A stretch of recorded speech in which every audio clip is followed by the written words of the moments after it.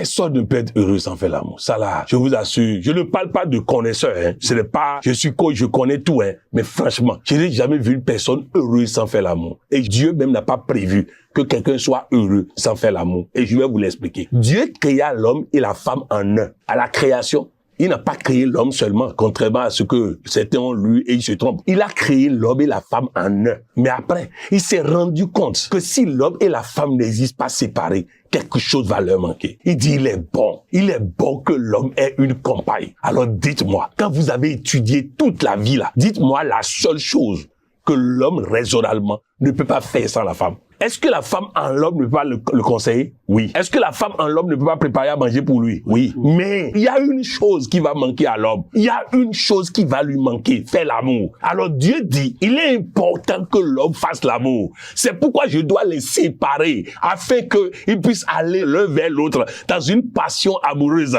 pour se donner du plaisir. Parce que si nous ne sommes pas heureux, si nous n'avons pas du plaisir, notre adoration n'est pas sincère. Et vous allez constater que le moment où la femme adore Dieu vrai, c'est quand elle fait l'amour. Moi, quand je vois mon épouse, et quand vous voyez comment elle appelle Jésus, comment elle appelle Allah, Dieu, elle mélange tout, le nom de Dieu dans toutes les religions, dans toutes les langues. C'est ça. C'est un moment unique, exceptionnel que Dieu nous a accordé. Si tu ne goûtes pas ça, tu ne peux pas comprendre. Si tu ne vis pas ça, je ne vous parle pas de monter l'un sur l'autre. Hein. C'est pas ça, faire l'amour. Hein. Faire l'amour, là, c'est un acte de générosité. Faire l'amour, c'est faire sentir à l'autre que Dieu est bon. Si vous prenez un pays où les hommes et femmes ne font pas l'amour, vous allez voir que l'économie va stagner parce qu'il n'y a pas de joie ambiante. Donc, la générosité d'abord. Vous devez apprendre à explorer le corps de l'autre, explorer son corps. Surtout, l'homme doit apprendre à explorer le corps de la femme. Quand tu commences au niveau des orteils, tu arrives au niveau de la cuisse, tu fais pause, tu repars en haut, tu recommences en haut. Il y a le visage, il y a les yeux. Il faut t'occuper des yeux, il faut t'occuper des oreilles, il faut t'occuper de la bouche, du cou,